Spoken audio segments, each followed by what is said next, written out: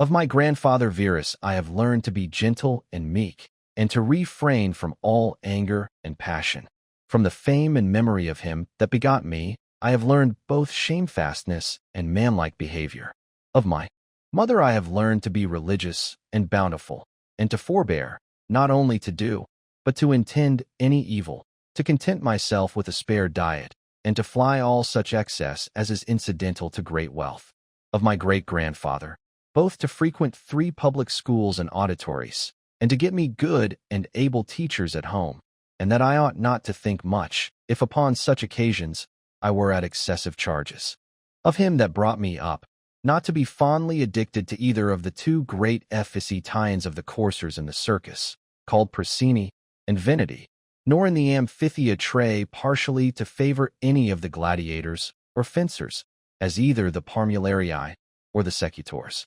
Moreover, to endure labor, nor to need many things, when I have anything to do it myself rather than by others, not to meddle with many businesses, and not easily to admit of any slander. Of Diognetus, not to busy myself about vain things, and not easily to believe those things which are commonly spoken by such as take upon them to work wonders, and by sorcerers, or prestidigitators, and impostors, concerning the power of charms, and their driving out of demons or evil spirits, and the like. Not to keep quails for the game, nor to be mad after such things. Not to be offended with other men's liberty of speech, and to apply myself unto philosophy. Him also I must thank, that ever I heard first Bacchius, then Tandicis and Martianus, and that I did write dialogues in my youth, and that I took liking to the philosophers' little couch and skins, and such other things, which by the Grecian discipline are proper to those who profess philosophy. To Rusticus I am beholding, that I first entered into the conceit that my life wanted some redress and cure, and then, that I did not fall into the ambition of ordinary sophists, either to write tracts concerning the common theorems, or to exhort men unto virtue and the study of philosophy by public orations, as also that I never by way of ostentation did affect to show myself an active able man for any kind of bodily exercises, and that I gave over the study of rhetoric and poetry, and of elegant neat language, that I did not use to walk about the house in my long robe, nor to do any such things. Moreover, I learned of him to write letters without any affectation or curiosity, such as that was, which by him was written to my mother from Sinuessa, and to be easy and ready to be reconciled, and well pleased again with them that had offended me, as soon as any of them would be content to seek unto me again. To read with diligence, not to rest satisfied with a light and superficial knowledge, nor quickly to assent to things commonly spoken of, whom also I must thank that ever I lighted upon Epictetus his Hypomnemata,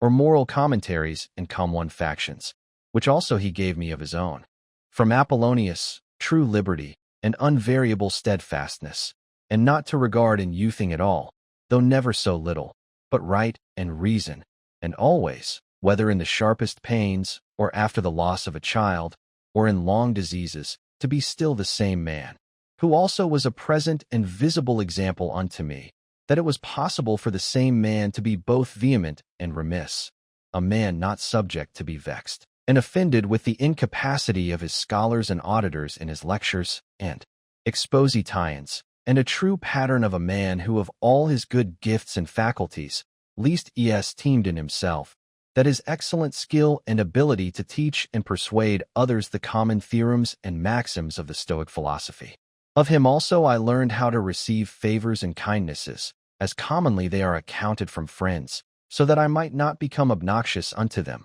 for them, nor more yield unge upon occasion, than in right I ought, and yet so that I should not pass them either as an unsensible and unthankful man. Of Sextus, mildness and the pattern of a family governed with paternal affection, and a purpose to live according to nature, to be grave without affectation, to observe carefully the several dispositions of my friends, not to be offended with idiots, nor unseasonably to set upon those that are carried with the vulgar opinions, with the theorems and tenets of philosophers, for his conversation being an example how a man might accommodate himself to all men and companies, so that though his calm Paini were sweeter and more pleasing than any flatterer's cogging and fawning. Yet was it at the same time most respected and reverenced, who also had a proper happiness and faculty, rationally and methodically to find out, and set in order all necessary determinations and instructions for a man's life. A man without ever the least appearance of anger or any other passion, able at the same time most exactly to serve the Stoic apatheia or unpassionateness, and yet to be most tender-hearted, of good credit, and yet almost without any noise or rumor, very learned, and yet making little show. From Alexander the grammarian, to be unreprovable myself, and not reproach fully to reprehend any man for a barbarism, or a solecism, or any false pronunciation, but dexterously by way of answer, or testimony, or confirmation of the same matter, taking no notice of the word, to utter it as it should have been spoken, or by some other such close and indirect admonition, handsomely and civilly to tell him of it. Affronto, to how much envy and fraud and hypocrisy the state of a tyrannous king is subject unto, and how they who are commonly called epsilon upsilon pi alpha taro delta alpha iota, i.e. nobly born, are in some sort incapable or void of natural affection. Of Alexander the Platonic, not often nor without great necessity to say, or to write to any man in a letter, I am not at leisure, nor in this manner still to put off those duties which we owe to our friends and acquaintances, to every one in his kind, under pretense of urgent affairs. Of Catullus, not to contemn any friend's expostulation, though unjust, but to strive to reduce him to his former disposition, freely and heartily to speak well of all my masters upon any occasion, as it is reported of Domitius and Athenodotus, and to love my children with true affection. From my brother Severus, to be kind and loving to all them of my house and family, by whom also I came to the knowledge of Thracia and Helvidius, and Cato, and Dio, and Brutus. He it was also that did put me in the first conceit and desire of an equal commonwealth, administered by justice and equality, and of a kingdom wherein should be regarded nothing more than the good and welfare of the subjects. Of him also, to observe a constant tenor, not interrupted, with any other cares and distractions, in the study and esteem of philosophy, to be bountiful and liberal in the largest measure, always to hope the best, and to be confident that my friends love me. In whom I moreover observed open dealing towards those whom he reproved at any time, and that his friends might without all doubt or much observation know what he would, or would not, so open and plain was he. From Claudius Maximus, 5 in all things to endeavor to have power of myself, and in nothing to be carried about, to be cheerful and courageous in all sudden chances and accidents, as in sicknesses, to love mildness, and moderation, and gravity, and to do my business, whatsoever it be, thoroughly, and without querulousness. Whatsoever he said, all men believed him that as he spake, so he thought, and whatsoever he did, that he did it with a good intent. His manner was, never to wonder at anything, never to be in haste, and yet never slow, nor to be perplexed, or dejected, or at any time unseemly, or excessively to laugh, nor to be angry, or suspicious, but ever ready to do good, and to forgive, and to speak truth, and all this, as one that seemed rather of himself to have been straight and right, than ever to have been rectified or redressed. Neither was there any man that ever thought himself honored or valued by him, or that could find in his heart to think himself a better man than he. He would also be very pleasant and gracious. In my father, I observed his meekness, his constancy without wavering in those things, which after a due examination and deliberation he had determined. How free from all vanity he carried himself in matter of honor and dignity, as they are esteemed his laboriousness and assiduity, his readiness to hear any man, that it ought to say tending to any common good, how generally and impartially he would give every man his due, his skill and knowledge, when rigor or extremity, or when remissness or moderation was in season, how he did abstain from all unchaste love of youths, his moderate condescending to other men's occasions as an ordinary man, neither absolutely requiring of his friends that they should wait upon him at his or denarii meals, nor that they should of necessity accompany him in his journeys, and that whensoever any business upon some necessary occasions was to be put off and omitted before it could be ended, he was ever found when he went about it again, the same man that he was before. His accurate examination of things and consultations, and patient hearing of others. He would not hastily give over the search of the matter, as one easy to be satisfied with sudden notions and apprehensions. His care to preserve his friends, how neither at any time he would carry himself towards them with disdainful neglect, and grow weary of them, nor yet at any time be madly fond of them. His contented mind in all things, his cheerful countenance, his care to foresee things afar off, and to take order for the least, without any noise or clamor. Moreover, how all acclamations and flattery were repressed by him. How carefully he served all things necessary to the government, and kept an account of the common expenses, and how patiently he did abide that he was reprehended by some for this his strict and rigid kind of dealing. 7. How he was neither a superstitious worshipper of the gods, nor an ambitious pleaser of men, or studious of popular applause, but sober in all things, and everywhere observant of that which was fitting, no, affecter of novelties, in those things which conduced to his ease and convenience, plenty whereof his fortune did afford him, without pride and bragging, yet with all freedom and liberty, so that as he did freely enjoy them without any anxiety or affectation when they were present,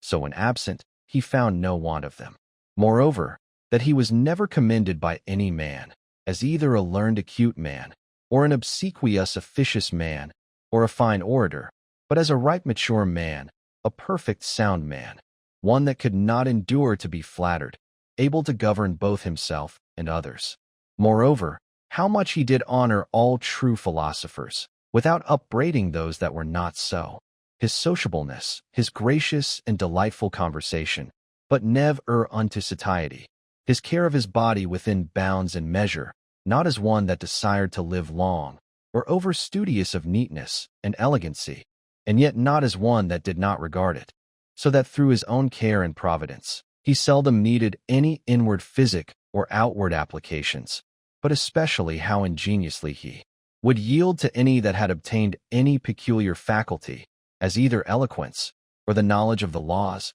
or of ancient customs, or the like, and how he concurred with them in his best care and endeavor that every one of them might in his kind, for that wherein he excelled, be regarded and esteemed. And although he did all things carefully after the ancient customs of his forefathers, yet even of this was he not desirous that men should take notice, that he did imitate ancient customs. Again, how he was not easily moved and tossed up and down, but loved to be constant, both in the same places and businesses, and how after his great fits of headache he would return fresh and vigorous to his wonted affairs. Again, that secrets he neither had many, nor often, and such only as concerned public matters. His discretion and moderation, in exhibiting of the public sights and shows for the pleasure and time of the people, in public buildings, conjuries, and the like. In all these things, having a respect unto men only as men, and to the equity of the things themselves, and not unto the glory that might follow. Never wont to use the baths at unseasonably hours, no builder, never curious or solicitous, either about his meat, or about the workmanship or color of his clothes, or about anything that belonged to external beauty. In all his conversation, far from all inhumanity, all boldness, and incivility, all greediness and impetuosity, never doing anything with such earnestness and intention that a man could say of him that he did sweat about it, but contrariwise, all things distinctly, as at leisure, without trouble, orderly, soundly, and agreeably. A man might have applied that to him, which is recorded of Socrates, that he knew how to want, and to enjoy those things, in the want whereof, most men show themselves weak, and in the fruition, intemperate, but to hold out firm and constant, and to keep within the compass of true moderation and sobriety in either estate, is proper to a man who hath a perfect and invincible soul, such as he showed himself in the sickness of Maximus. From the gods I received that I had good grandfathers and parents, a good sister, good masters, good domestics, loving kinsmen, almost all that I have, and that I never through haste and rashness transgressed against any of them, notwithstanding that my disposition was such, as that such a thing, if occasion had been, might very well have been committed by me, but that it was the mercy of the gods, to prevent such a concurring of matters and occasions, as might make me to incur this blame, that I was not long brought up by the concubine of my father, that I served the flower of my youth, that I took not upon me to be a man before my time, but rather put it off longer than I needed, that I lived under the government of my Lord and Father, who would take away from me all pride and vainglory, and reduce me to that conceit and opinion that it was not impossible for a prince to live in the court without a troop of guards and followers,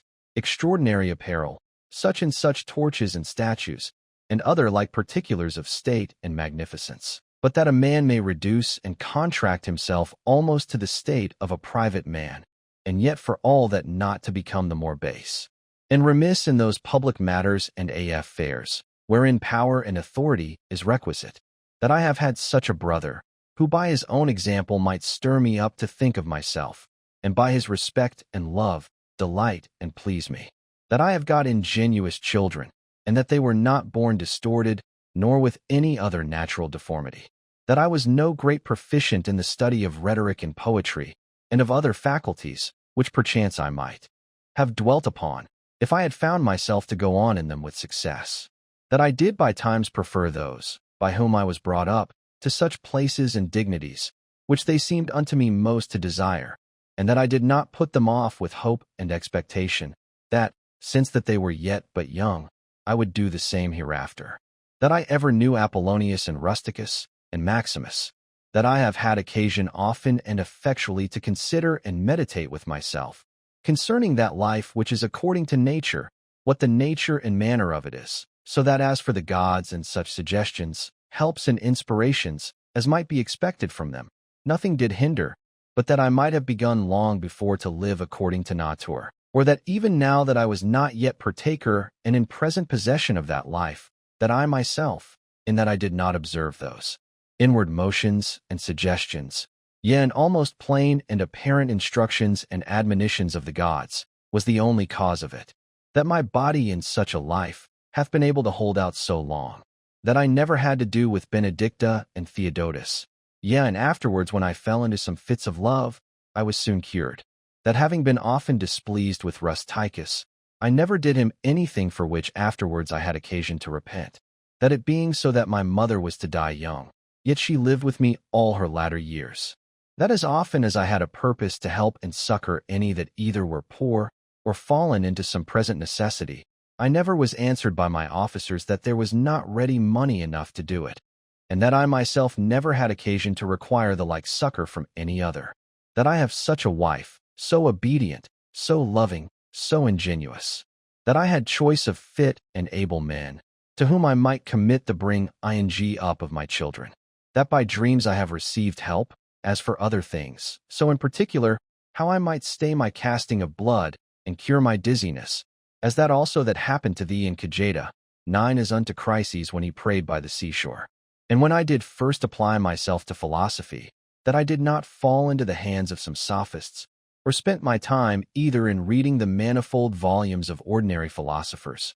nor in practicing myself in the solution of arguments and fallacies, nor dwelt upon the studies of the meteors and other natural curiosities. All these things without the assistance of the gods and fortune could not have been. In the country of the Quadi at Granua, these betimes in the morning say to thyself, this day I shalt have to do with an idle curious man, with an unthankful man, a railer, a crafty, false, or an envious man, an unsociable, uncharitable man. All these ill qualities have happened unto them, through ignorance of that which is truly good and truly bad. But I that understand the nature of that which is good, that it only is to be desired, and of that which is bad, that it only is truly odious and shameful, who know moreover, that this transgressor, whosoever he be, is my kinsman, not by the same blood and seed, but by participation of the same reason, and of the same divine particle. How can I either be hurt by any of those,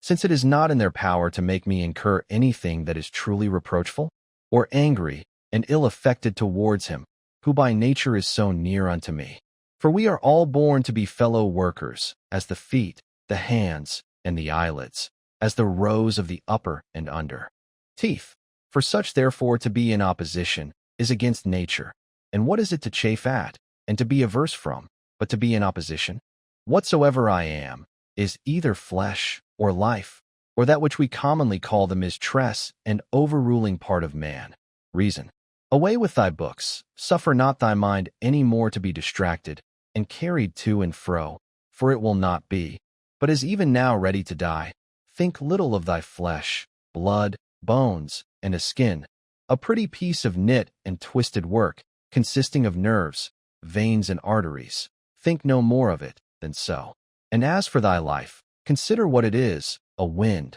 not one constant wind neither, but every moment of an hour let out, and sucked in again. The third is thy ruling part. And here consider, thou art an old man. Suffer not that excellent part to be brought in subjection, and to become slavish. Suffer it not to be drawn up and down with unreasonable and unsociable lusts and motions, as it were with wires and nerves. Suffer it not any more, either to repine at anything now present, or to fear and fly anything to come, which the destiny hath appointed thee. Whatsoever proceeds from the gods immediately, that any man will grant totally, depends from their divine providence. As for those things that are commonly said to happen by fortune, even those must be conceived to have dependence from nature, or from that first and general connection and concatenation of all those things, which more apparently by the divine providence are administered and brought to pass. All things flow from thence, and whatsoever it is that is